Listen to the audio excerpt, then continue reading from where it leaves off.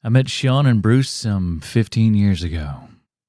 I was told there was nothing left. No reason. No conscience. No understanding, and even the most rudimentary sense of life, death, good or evil, right or wrong. I met these 50-year-old men in the bleakest, most emotionless faces and the blackest eyes. The devil's eyes. I spent 10 years trying to podcast with them and then another 7 years trying to keep them locked up because I realized that living behind those men's eyes was purely and simply evil. Welcome to Half-Ass Movie Podcast.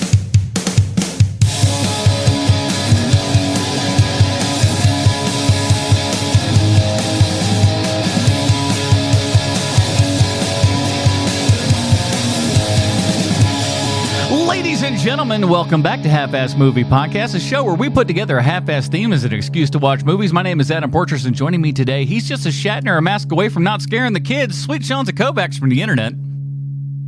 Oh, no, I love kids. And it's Halloween. Everyone's entitled to a good scare. He just looks in the mirror. Bruce Leslie. If you can't stab your sister, who can you stab? Who can you stab? You got to stab your closest relatives. That's what they all say, right?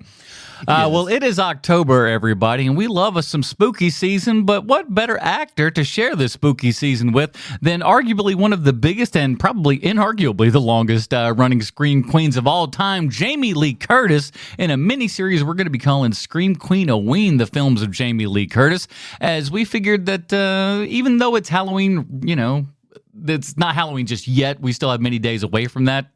John Carpenter's 1978 movie Halloween is where her kind of feature fame, you know, leaped up there and everything. So hasn't stopped from there pretty much. So we'll check all that kind of good stuff out and everything. But Jamie Lee Curtis month, who's excited? I'm excited. Me. I love Jamie horror Lee. movies and having the original. I won't call her the original because someone will point out blah, blah, blah. So I'm going to call her the ultimate.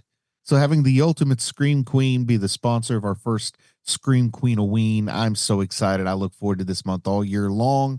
And it's a month where you guys are really good sports. We all indulge the season. And we get to watch some of this fun, spooky stuff. Hold on. Jamie Lee Curtis is sponsoring this show? Yeah. I thought that was the people over at patreon.com/HMP. Those awesome people get pre-show, post-show, and Dinger Zone. And speaking of Dinger Zone, on this week's Dinger Zone, since we're spending our spooky month here with Jamie Lee Curtis talking all of her spooky movies here and everything, we wanted to go to the opposite side of that scale for some of you that might not be into the scary stuff. Maybe you want things a little bit more on the wholesome side. Why don't you go check out this week's Dinger Zone where we talk about our top 5 non-horror Jamie Lee Curtis films. A very good time over there at the Dinger Zone. Why don't you go check that out? Patreon.com/HMP. Join up at any level, and we really appreciate that. Thank you to all of you fine folks for keeping this train flowing, man. We really appreciate it. I don't know if I'd call the movies that are on our top 5 wholesome. It's just the top 5 movies that aren't horror movies that star Jamie Lee Curtis. I know. I was sitting here trying to think about how, you know, wholesome doesn't apply to perfect. I'm saying in comparison, I suppose. Maybe that's how. Okay. That's my bull crap that I'm going with, and I'm sticking with it. That'll be good. Join up patreon.com/HMP or drop us an email halfasspod@gmail.com. Well, boys, it's one of the originals here, so let's get into it because I'm sure we got plenty of here to talk about. Here's the IMDb plotline for Halloween. As we all know, IMDb 100% correct in everything they say and or do. 15 years after murdering his sister on Halloween night 1963, Michael Myers escapes from a mental hospital and returns to the small town of Haddonfield, Illinois to kill again. This is written by John Carpenter and Deborah Hill, directed by John Carpenter, starring Donald Pleasence, Jamie Lee Curtis, PJ Schultz, Nancy Keys, and the just recently passed Charles Cyphers and Nick Castle as The Shape. Listen, this is, I don't know how much new ground we'll actually cover on this podcast because let's be honest, this is one of the biggest horror films of all time. People have talked about Halloween before on a podcast this time of year. Yeah, especially this time of year. You know, normally people are doing it in March when it's popular, but no, not us. We go against the tide. Yeah, we're a podcast that's so original. It's 3 white guys talking about horror movies in October. Son of a gun. You guys look, this is well-trod territory for sure. But also, it would be a very bad thing if it were Halloween. We're talking about Jamie Lee Curtis. We don't put Halloween in the month of October. That is a gross oversight and ridiculous. And also, I think that there's so much to say about this movie that no matter how much we do say, whenever we decide that the time is up, we're going to say, oh man, I forgot to say this, or I forgot to say that. Of course. Because it is a movie that everybody's thought about, I think. Yeah. And speaking of thinking about, I'm telling you, I think the internet, well, I don't think I know this. This is, we got to know this as far as life goes at this point. But the internet is always listening, damn it. And I know that the internet knows that we're doing this episode this week because TikTok fed me a video of the OG guy who did the mask here on Halloween, him recreating the mask with a Shatner mask and showing you how he did it. In the late 70s there and everything. It's very cool how he's just kind of like, oh, we do this, here's how I spray the hair, here's how we cut out the eye holes and all this kind of stuff. Showing, and once you take off the sideburns, that's when really, Michael Myers kind of comes alive there and everything, and ripping off the eyebrows and all that kind of good stuff. But he was giving you like literally a step-by-step process of how he did it with the original one. He's like, we did the mask in like 45 minutes. It wasn't even a thing. Yeah, it's funny. It's funny when you think like they probably ended up spending all in $100 on the Mike Myers mask in the original film. And then you cut to the movies, the last 3 Halloween movies that were made, and I guarantee you, no less than $35,000 was spent to recreate that. I guarantee you.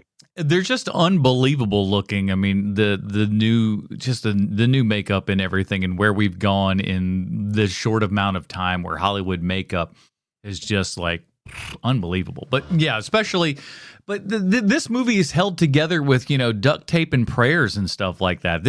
That's why I love it. I mean, I'm going to just go ahead and say my personal favorite film in the genre. I think this is the pinnacle of indie horror.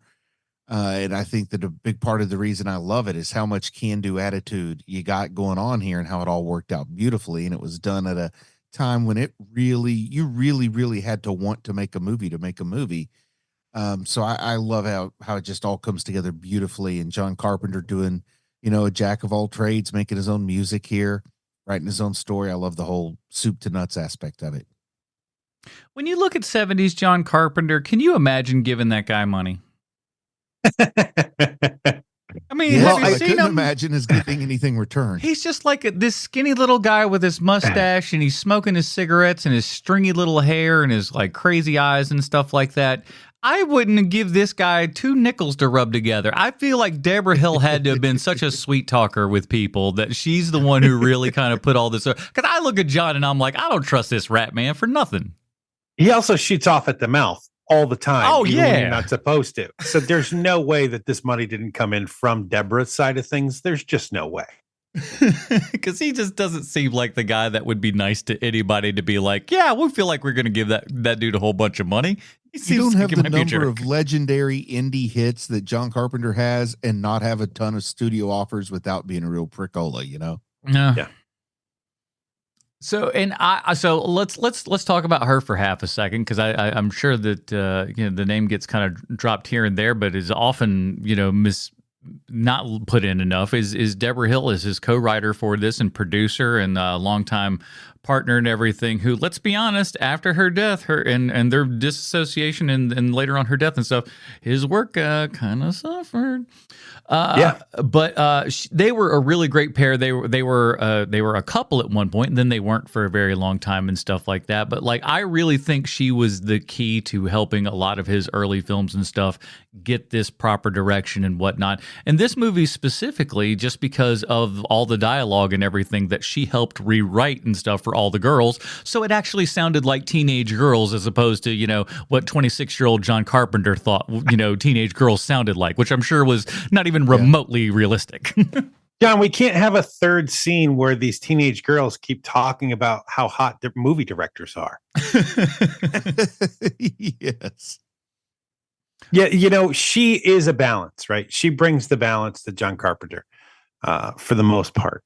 I think that once she's gone from the picture, then Carpenter just falls off a cliff, right? And it's kind of the George Lucas of it all, is that when you don't have anybody in the room anymore that whose opinion you trust, and that person says to you, this is a bad idea, you have to listen to that person. And I think that happened with Carpenter, and I think it happened with Lucas, definitely, where it's like, oh, you just want to make whatever you want to make, and that's fine, but you're going to get blowback because filmmaking is a process, man. Like, you need more than one voice putting that stuff together. Mm-hmm. And you can totally tell. I mean, naming your movie Ghost of Mars, and then you have the audacity to make what that movie is ridiculous. It's ridiculous.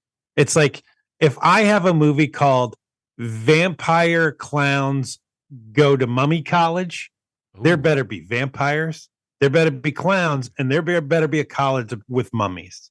Yes, definitely. And Ghosts of Mars has the Mars part. Nailed that part. They are definitely on Mars. They don't have the other part. Hey, competing Mars movies. You got that movie, then you had the Brian De Palma movie. Metaphorical ghosts, right, Sean? Like, I don't want no metaphorical ghosts. I don't want no spiritual ghosts. I want like oogity boogity ghosts. You got Ice Cube. What do you want? If we've learned anything from that classic film, Snakes on a Plane, it's that there weren't nearly enough snakes on that plane in the first cut. And if the internet is to be believed, Samuel L. Jackson got very mad that there weren't enough snakes and he didn't get to say the line. So they rush back. He says the most famous line from that movie, and they just up the snake ante a lot. And that's what John Carpenter needed. He needed somebody to go, Johnny, you got to listen to me, son. The name of your movie is Ghosts of Mars, and you're John Carpenter. You need to have ghosts on that Mars. Listen, here's the thing. No, he doesn't, and I'll tell you why he doesn't. Because John Carpenter did with Ghost of Mars what he did with this movie, what he did with Assault on Precinct 13, what he did with The Thing, what he did with pretty much 90% of his catalog, and made Rio Bravo. All of these movies are Rio Bravo. Every one of them. Yes. There's many Rio Bravos. This movie, even Halloween, has by the end of the movie, you're in Rio Bravo because it's this force from the outside that's trying to get in. You're still in Rio Bravo mode. It's fantastic. Is Halloween a horror movie Star Wars? What do you mean by that? Sort of a little bit of a surprise hit in a genre that people wouldn't really put money into. But more importantly, it's like Star Wars didn't tell an original story, but it told the story in a way that people wanted to consume it, you know? Yeah. So you've got Hidden Fortress repackaged. You've got some other Kurosawa stuff repackaged. And then I think, we can break down how Halloween isn't the movie that came up with all the classic horror tropes, but it's the reason we know them and that they actually became tropes. Mm-hmm. That there's like other movies that really were the slasher before Halloween was the slasher, even kind of the faceless slasher. But John Carpenter just found a way to bring his unique vision to it and make it feel unlike anything we'd ever seen. So it reached a bigger audience and had a legacy, unlike all the other stuff that I'm sure were influences on this. There's also the other aspect to the first Halloween movie, which is that Mike Myers is something that people can bring home with them. That's basically the hidden thing about the Halloween movies, is that forever and ever you're going to be selling Mike Myers merch, like forever. And yes. whether it's people dressing up as Michael Myers, whether it's like toys, what have you, it's going to keep going. Even though these last 3 movies that came out, there will be another Michael Myers Halloween movie at some point. And it's just going to continue ad infinitum. And I really do think the strength is built on this original movie, which I think is a lot to say with those movies that came after some of the original Star Wars movies, is there's still goodwill from the original one keeping things moving along. Well, I would say to you that I think that without Empire Strikes Back, there isn't 30 years later a new Star Wars. I think that it's Empire Strikes Back that everything stands on, because Star Wars is a good movie, but Empire Strikes Back is a great movie. And yeah, if Empire poops the bed, there's no way that we're getting anything else after that. That just goes like, oh well, they were lucky that first time, but I guess you can't win them all. But no, we did even better than the first, and so that we were able to continue to go on after that. Well, I mean, won't argue against Empire. I mean, you're not going to get me to do that. And think of the Matrix, right? Like the Matrix, the first Matrix movie is amazing. Better. Thank you, Sean. Better comparison. It's an amazing movie, and everything about it is basically perfect. But the second that you open up that world a little more, things start falling, right? Because when you have a keyhole view of that world, that's far more interesting than seeing the big picture of that world. And I think that that's the mistake that Halloween has made over and over again whenever they try to expand on it, is that you have, like even the second Halloween movie, the one that John Carpenter directed, once you learn that, Laurie and Michael Myers are also siblings, like stuff like that, that's when things start falling apart. That's too much for this premise. There should be so very little premise to a Halloween. Well, he just wrote the second one. Just want to clarify so nobody gets. He wrote it. He didn't direct that one. Not the second one. No. Oh, I did not know that. So here's something I gotta. I guess I was going to ask kind of a question about, like, with Halloween, the solemnness of this movie. I think the artistry, I don't know what else to call it, but artistry of John Carpenter in this has caused Michael Myers to be the member of what I would call like that second wave of franchise horror movie icons from like the 80s, late 70s, 80s. Mm-hmm. He always seems to be the one to me that kind of stands up a little bit as slightly higher brow. Like Jason and Freddy are just as much about the ridiculousness and the goofiness, whereas Michael Myers is always about the scare. Like, I don't know. I mean, they did bring a little silliness in with some of the rappers in the late 90s and early 2000s in the franchise, but still, I don't know if you guys agree or not, but I think that Michael Myers stands about a head and shoulders above his colleagues from that era, the Freddy Kruegers of the world. I was thinking about this, and I think the main reason for that is, and I think one of the reasons that we have the longevity in the Michael Myers character that we do is the advantageousness of this movie doing it as well, of Michael Myers not talking. He doesn't say anything in any film ever. He's quiet, never says a word. And that's the scariest thing ever. And you can read anything into that. You can put anything onto that at that point. You can also make him any actor at that point too. So he can always, he's forever livable. It's really hard as hell for us to recast a Freddy Krueger. We've proven that. Yeah. So it's tough to recast that, but we can recast a Jason. That's doable. Yeah. We can recast a Michael Myers. That's doable. So it's just one of those, it's an advantageous thing for them to not have anything into that character. And let's just kind of like, while we're kind of talking in that same sort of vein, why this movie works and why Rob Zombie's Halloween version doesn't work is because he's taking something like Zombie takes hold on, because I want to go backwards for a second because I can see that you're about to go down an avenue. Okay. I think that when it comes to the three franchises that you just talked about, Nightmare on Elm Street, Friday the 13th, Halloween, I think that the first Nightmare on Elm Street and the first Halloween are both incredibly efficient, smart movies for what those movies are. I think that they're well made. I think that they are clever. I think the premise is incredibly strong. I think that, like, yes, with Freddy you can't find somebody else because Robert Englund is Freddy and there's nothing you can do about that. Mm-hmm. That's just the way that's going to be. But the first Nightmare on Elm Street, first Halloween are legitimately good movies. Like, the filmmakers know what they're doing who make those two movies. Friday the 13th is a cash grab. Like it's if you're into Jason and you're into Friday the 13th movies, good on you.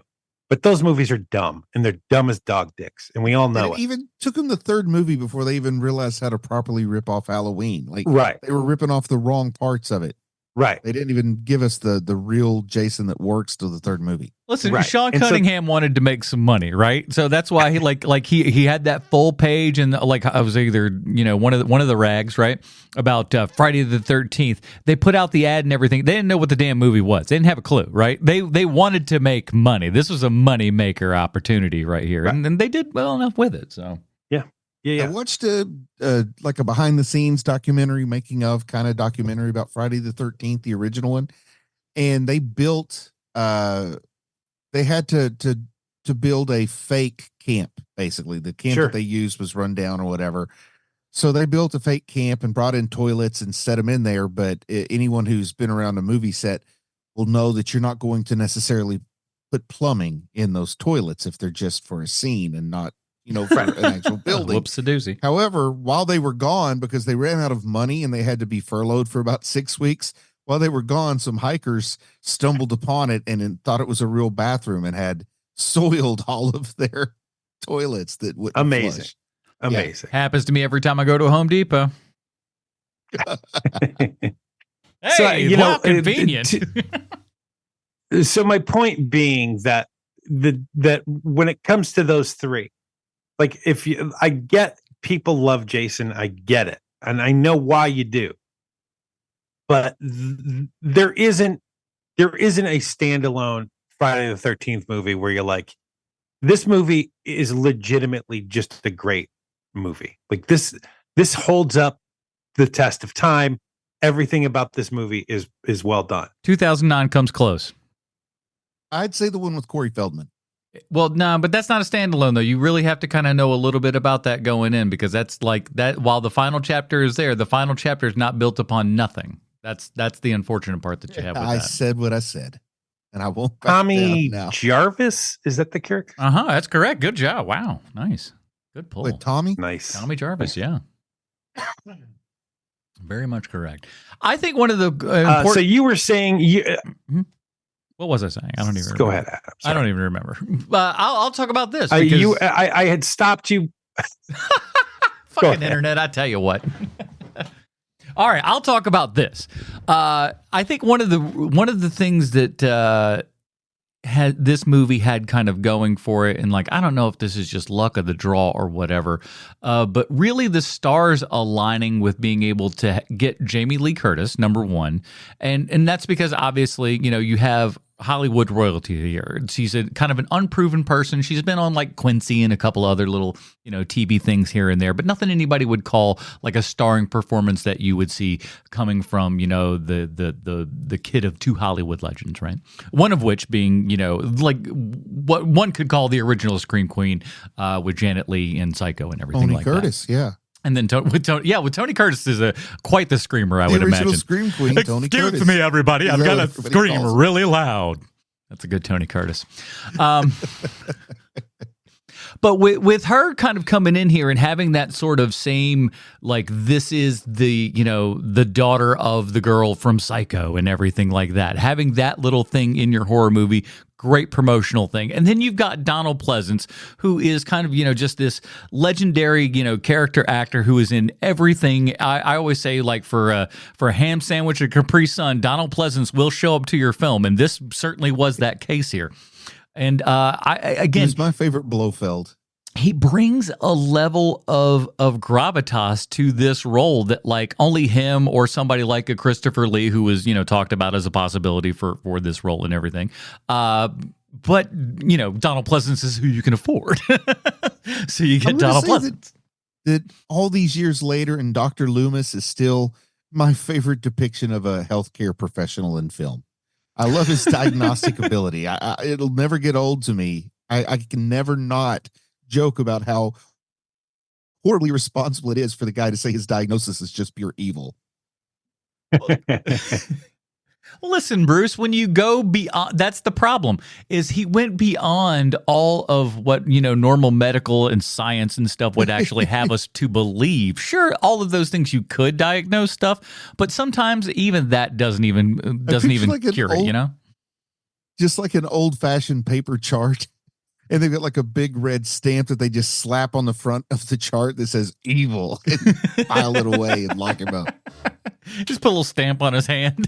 I'd love to have that stamp. A patient pushes my buttons. Evil. Lock him up for life. That's the key that does it is just a stamp. I don't know enough about Donald Pleasance. Did he ever speak about this role? Because he's in it forever, right? I mean, he's even in the 5th Halloween. Am I right? I forget. I honestly, the first 3 are the only one outside of that H2O and the 3 new ones. I haven't really watched it. Most of them suck. Halloween 4 sucks ass. The reason why I'm asking is because I'm wondering if Donald Pleasance is treating the role like, hey man, I'm a gun for hire. I come in, I do my job, I go home. Or is he is he smearing around bullshit about how, the thing that I really like about Dr. Loomis is just the levels that this guy has. I will tell you this from behind the scenes video that I've watched some behind the scenes where him and Carpenter are actually working out beats.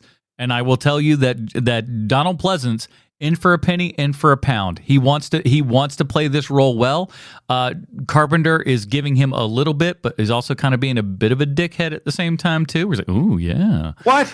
Yeah, is I know." Donald Pleasance British? He's either British or Australian. I forget. Okay, because I know he does. Because he's like, done so many Australian films and stuff. Again, because he's a cheapie. He seems like he's from that era of like a British actor where he's just totally sloshed and drunk, like Peter O'Toole level the whole time he's on set. Oh, one could imagine. I'm trying to read. I don't know. Oh, trying to read if he's Egyptian or not. He's Egyptian. Yeah, it turns out he's. I saw him walking one time. And that was the first clue.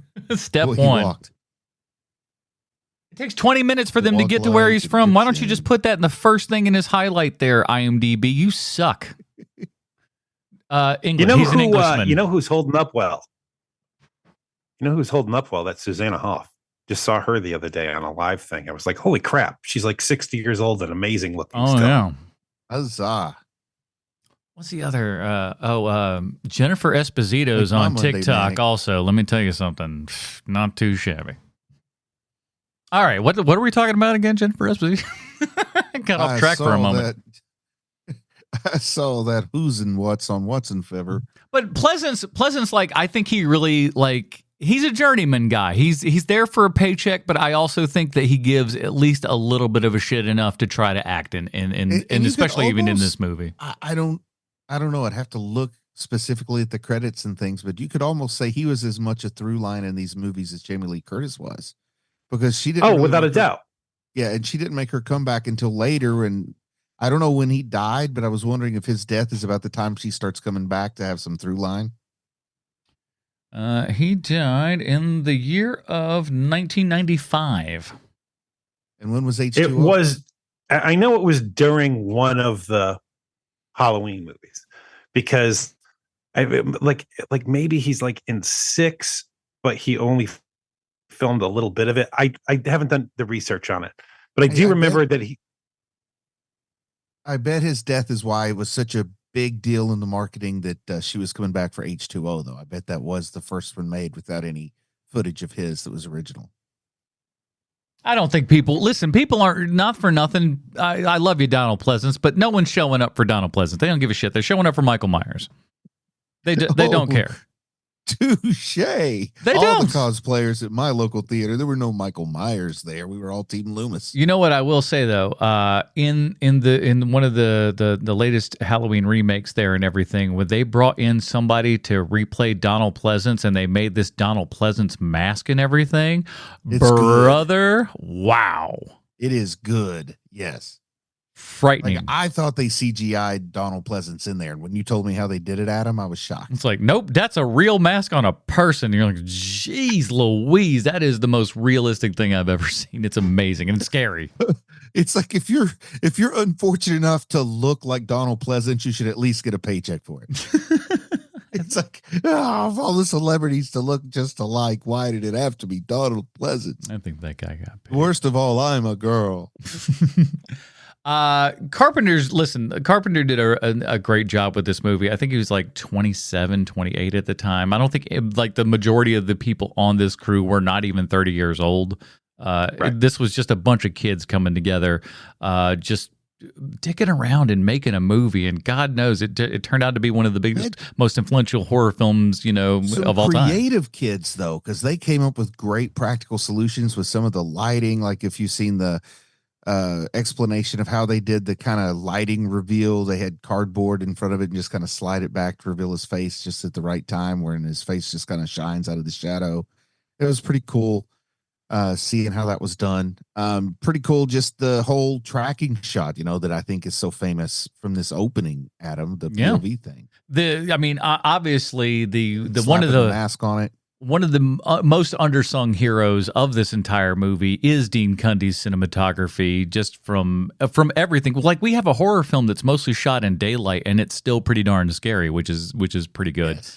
Yeah. But what Cundy does again with the Steadicam there and everything in the very early days of all of that and everything is pretty awesome. And I think what an amazingly good way to open up the film and stuff, really kind of grab us, put us in that spot, bring us on for all this time, having it in this first person, this unrealistic first person point of view, which is also great as well, because it's like it almost brings to the odd surrealness of it all, because that is about the height and everything, but like it doesn't move, like your head wouldn't move like that while you walk, but that's what's kind of cool and creepy about it at the exact same time. But it was one of those things that's just so good that, like, again, them having to time all that out and get all of those things right for kids in their 20s to hit all that shit correctly, amazing, so good. But again, they also didn't have the internet to distract them away from it, so I guess that's they had to do something with all their, after you can only sleep up to 16 hours a day, then you got to get up and do something. Yeah, I guess so.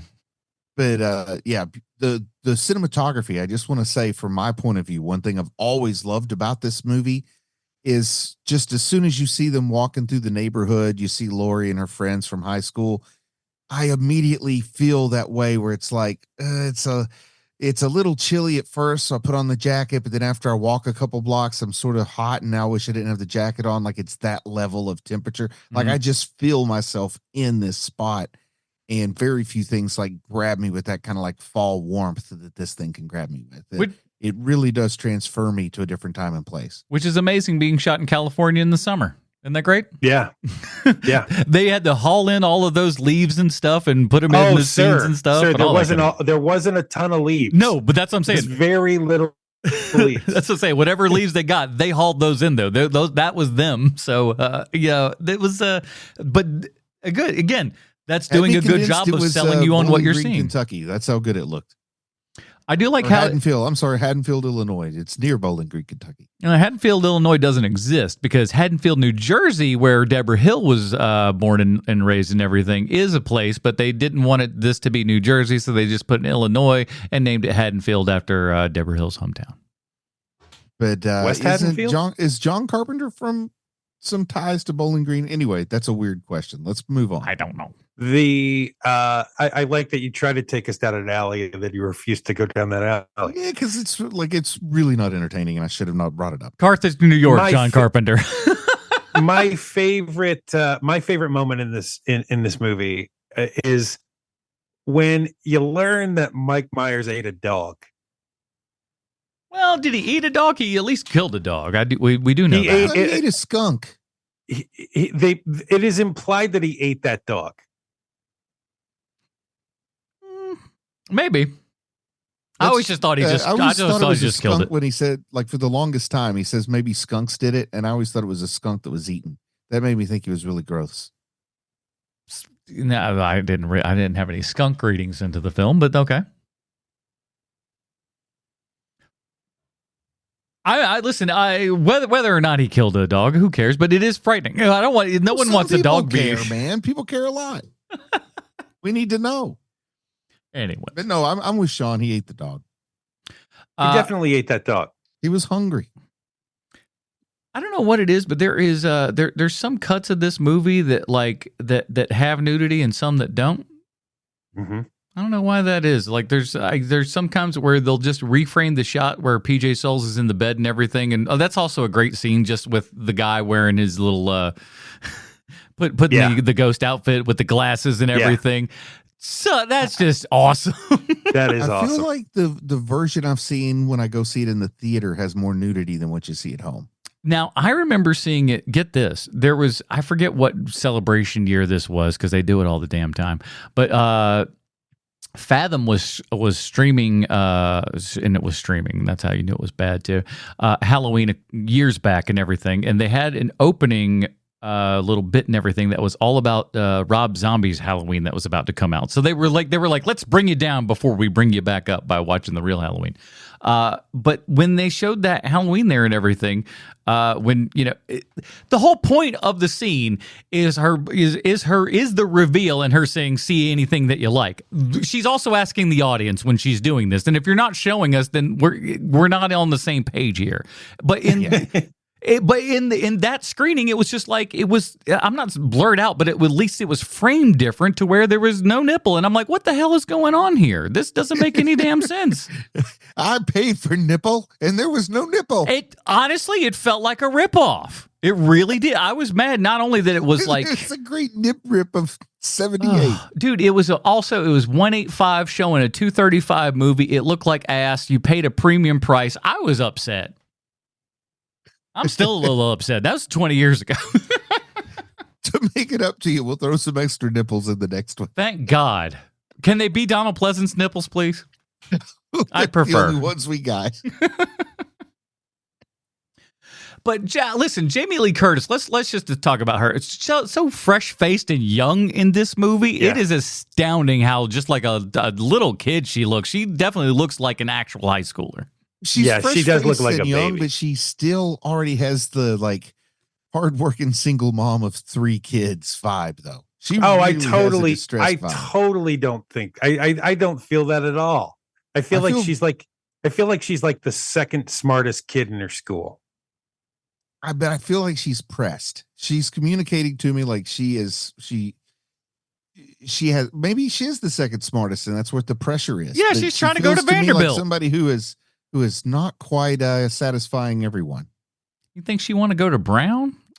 No, she's trying to do better than that. Tired of your Vassar bashing. Listen, I think she.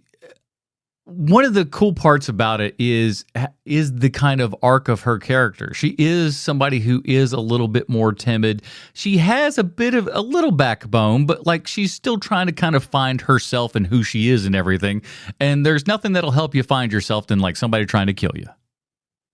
You really find out the type of the measure of your life. Find some backbone when somebody's going to kill you. Again, one of the great parts about this is that we get all of this stuff going on, and we're teasing Michael Myers throughout the entire movie and stuff. But again, we're doing most of that teasing in the daylight. Yes. What other movie has the gall to do that? I was pretty surprised, like the one when he's just coming around the hedge, just sort of staring, broad daylight, mask and everything. You know, nowadays you think, well, you demystify it if you do it like that. But no, I think that's creepy as heck. You'd shoot it darker or whatever. There's so many other things that you would do, but it just kind of being bright. It's so like, real, though. Like if I were a high school kid getting stalked by a pervert, that's what I think it would look like. And that's kind of creepy, man. I think that realism, that hyper realism works on me sometimes. I think it's almost creepier the fact that Michael Myers is driving a car in this film. Yeah, and like grabbing matchbooks, and it's very strange. Well, worse than that is when they mention it's just like, well, he drove a car. They taught him to drive a car or some shit like that, and you're just like, wait a minute, who's around here teaching him to drive a car? Who's just like, listen, he's a mental patient, but we need to learn how to shift gears. In the first draft, he stole a helicopter like Rambo would in the sequels. Listen, I wouldn't put it past. And by the fourth or fifth Halloween, we're starting to do some shit like that at this point. So we're like, hey, listen, he's going to be burned alive 15 times, and he's fine. He's fine. Don't worry about it. At least Michael Myers never went to space. Well, listen, don't put too many things past anybody these days. So watch out. Again. One of the smart things that they kind of did with this, and that they kind of, at least for the most part, I guess, continued to do with the Halloween series, is keeping Mike Myers kind of under the mask for the most part, or we don't see him.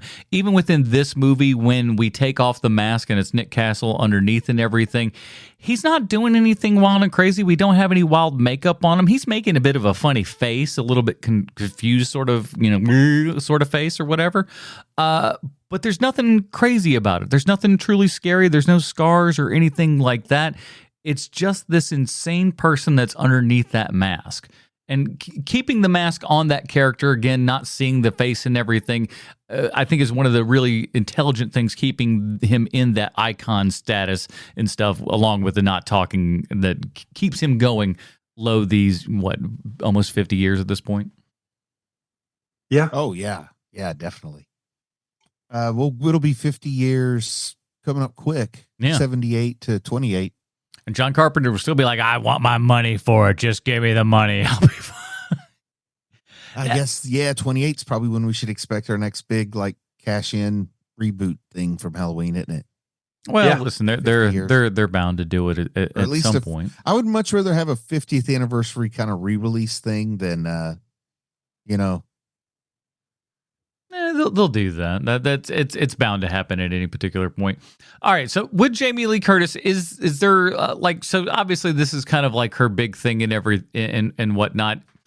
Anything she's kind of doing wrong in this? I don't know that there's too many if any like kind of down notes in this movie with her. She defined an archetype. Did I pronounce that right? Archetype. Yeah. I mean, she really, really defined a whole kind of character here. So who am I? By definition, if she does it, it's the way to do it at this point. It's like trying to criticize a deity. And then of course, just taking that in, and we'll get to several different points of it and stuff. We won't get to the final ones here and everything, but to later then come back to the character so many years later and, just do more Halloween movies and still continue on in the Laurie Strode character, while the actor and character, I guess, at this point are, in their like 60s and stuff. What a wild time that was, that we made it happen. That's what I think is even crazier. Is that like we all kind of were like, hey, let's have this happen, and it happened kind of in the middle of her career, and then again later, in kind of the twilight of her career. You don't like saying that, but come on, we got more behind us than in front of us. But it's kind of astounding at how well that this character was just kind of cemented in this film, and her performance then also just kind of transcending and going out throughout those other films where we buy Laurie Strode, 40 years later and stuff, pining for the execution of Michael Myers and all that kind of good stuff. It's astounding. It works.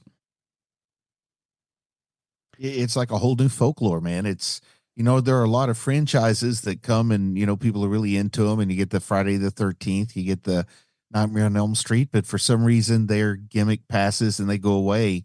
But the stuff that really, really sticks around follows like those Campbellian rules of mythology, and it becomes folklore. And I think that's kind of what Halloween has done. It's outlived its colleagues and has a life that's just an order of magnitude more significant, I guess, in pop culture than they are. Yeah, and in and of itself also, like you said, just spawned other kind of franchises and stuff like that as well. I mean, it was just the influentialness of Halloween is tough to understate, really. And again, real fast, and you mentioned it for a hot second here, but Carpenter's score is really great, and I love how he just kind of talks about it in such a nonchalant kind of way. He's just like, "It's just 4/4 time. What do you want from me?" He's like, "That's it. All it was just a simple little drum pattern, and that's it." You got no money to hire somebody to do it for real, so you figure, well, me doing it's better than nothing at all. I'm not going to say why I relate to that kind of thought process because I'm not nearly as productive with it as a John Carpenter type guy. But I like that thought process. I'm just going to do it myself. And good for him with today with like, so now like he's like, listen, I don't really need to direct movies and stuff like that. He'll make some music and stuff. And I know him and his son and a buddy of his or whatever, they go out and tour and do a whole bunch of their music from the movies and beyond and stuff like that. So, he's doing all right. And he gets to play his video games. John Carpenter's a big video game player, likes playing sports games and stuff like that. So he'd much rather be doing that than directing movies. And, good on him. He's deserved it at this point. Didn't he have a musical background first, though? I think that he did, right? Well, he went to film school. I mean, he was a film school guy. He was one of those. Yeah, but he was like USC film school. But it's guys. The 70s. Everybody was also in a band. Okay, trust me. You were not. If you were in the 70s, you were either in a band or making film, and like half of those dudes were doing all of that stuff. And then, God, if honestly, it's continued throughout the years. If you look at everybody from your, Keanu Reeves, your Russell Crowe's, your, a gajillion of these cats all just go like, I'm also going to be a rock and roll man as well. I'm looking at a video of his right now of John Carpenter, in his music days and stuff like that. Go look that up because I feel like I'm going to. After having seen that video, it just looks like Anna-Gata DeVita, but with John Carpenter. So I'm like, okay, all right, this looks just dumb enough to watch. I'm all about that. I like him to stick to the keyboard and those 4 keys. Yeah, nothing more than that. What if he sang? What if John Carpenter sang the Halloween theme? Wouldn't that be a fun play? He's got a voice of an angel. Halloween, it was Halloween.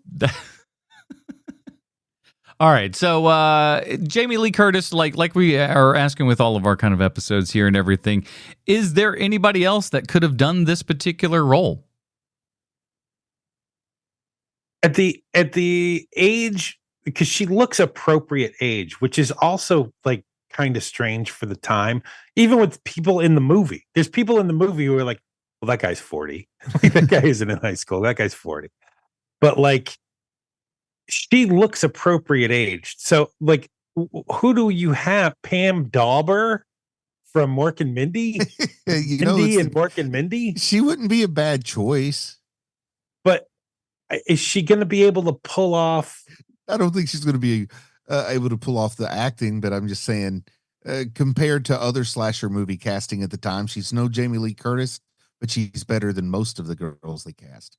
Sure. Say Star Dana Wars. Plato from Different Strokes. Now, she would have been a little too young in 78. Star Wars doesn't exist. Carrie Fisher. Oh, that's pretty good. Fisher's actually. Perfect. That Carrie could be Fisher something. Baby. Yeah.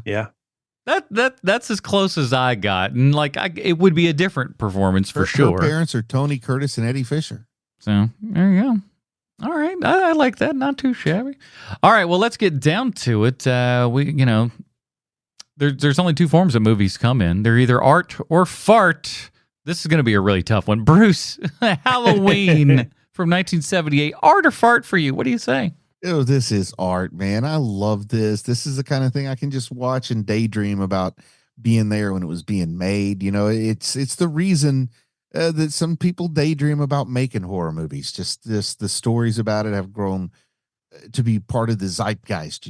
So I'm sure some of them are apocryphal, but it's legendary. Everybody who loves horror loves this. Everybody who wants to make a horror movie, this is what you're going to be referencing and trying to recreate. And it's just great, man. So of course it's art.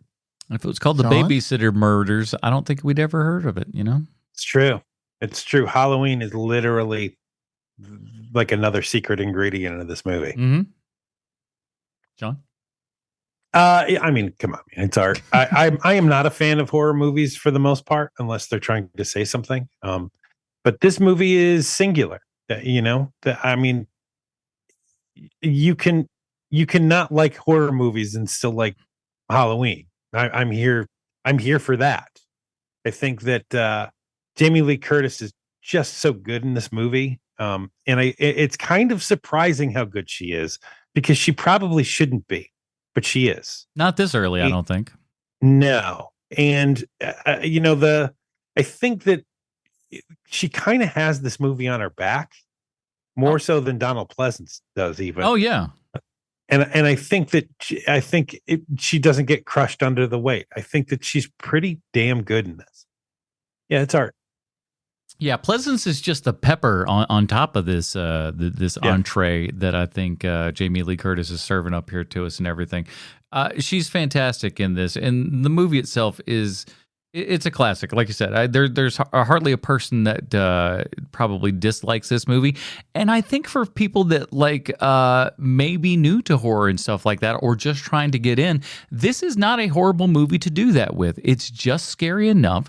There's not a ton of, gore and stuff in it. There's a little bit here, a little bit there, some stabbings and stuff, but nothing that you would just be like, oh, wow. And especially comparatively to some of the other stuff that was out there, even a couple years later, this is very tame and mild in comparison. And so I think a good kind of way to dip your toe into that horror water, if you were a kid that was like me and a little bit scared of horror movies and stuff like that, this is a fairly approachable one. Unless you're my brother, because when he saw in a trailer that Michael Myers mask come out of that darkness into the light, he was like, nope, I am not watching that. So that's a little blood splatter. So exactly. I never really, all the times I've seen this, you don't even notice it. That's how good it is. Yeah, it's like Tarantino's ear, if we'll go back to Tarantino month or whatever. But anyway, but when you put it like that, if there could only be one horror movie, this would have to be it, because anybody can watch it pretty much. Yeah. That's the thing that I wanted to talk about, actually, and I never got a chance to. I think that with your brother, right? When I was a child, I hated horror movies because I was so deathly afraid of them. And when I got older and I turned in, when I became a teen, I ended up watching this movie, and it was great. Like, I was like, oh, wow, this is a really good movie. Then I became film nerd college guy, and that guy also liked Halloween. And as a father now, like, this is one of those movies where, like, oh, my kids could see this movie and it would not. Like, the thing that might get them the most is the coat hanger in the eye, to be honest with you. Oh, yeah, I know. It triggers me for totally different reasons. Right. But that might be the only thing in this movie where it's like, oh, no, that kind of thing. It's just a well-made movie, man. And this is one of those movies, too, where the reason why nerds are still talking about this movie, like us, is because it's so well crafted. People aren't doing deep dives on Prom Night, Not yet, they aren't. Well, I mean, stay tuned. Those, I mean, you know what I mean by that. I mean, I know what you mean. Yeah, we're going to be talking about it, but it's not like like every show ever. I would say there's no Smithsonian wing for Terror Train. 4 more college theses have been written about Halloween than Prom Night, though I bet you they're both in the triple digits. At least. Yeah, for me this is art as well. I may say it's one of John Carpenter. It's on the Mount Rushmore of John Carpenter films for sure. Yeah, man, yeah. It's just damn good. I almost started to say it's the best, but I'm just like, oh, there's a couple. No, I don't think so. I don't even think it's his best horror movie. But yeah, it's a classic for a reason. It's talked about as much as it is for the reason that it is. It's just it's well crafted and just super well done. You can't praise it enough, but it's good. What else can we say? Well, that is it, everybody. We got the first round of October Scream Queen-O-Ween with the films of Jamie Lee Curtis. We're not done yet, though. We got another one coming up, another Carpenter Jamie Lee Curtis combo with The Fog from 1980. So, I'm interested to see what you guys' thoughts on The Fog are. I have several. Every time I watch it, I have a slightly different opinion of the film. So I will be curious as to what I think this time, because over the last 3 different times I've watched The Fog, it's changed my opinion every time. Oh wow! I just kind of like talking to you. Then it's been all over the place. You can have the whole show with yourself and your 4 points of view. I'll talk with me, and I'll love every second of it. That guy's great. Till then, hey Sean, where can we find some Scootable adventures on the internet? On the YouTube, it's YouTube /SetDeckSean. please come to that. We got your links there in the YouTubes and everything. Bruce, what's a favorite recipe you'd like to share? I would like to share the recipe for success, and that is patreon.com. Oh, my word. HMB, right? Beautiful. Oh, my God. Listen, check is in the mail on that one, my friend. That is it, everybody. Join us next week for our second installment of Scream Queen-O-Ween, the films of Jamie Lee Curtis with The Fog. For Bruce Leslie, Sweet Seans and Kovacs from the internet, I'm Adam Portress, reminding you that the only difference between art and fart is an F.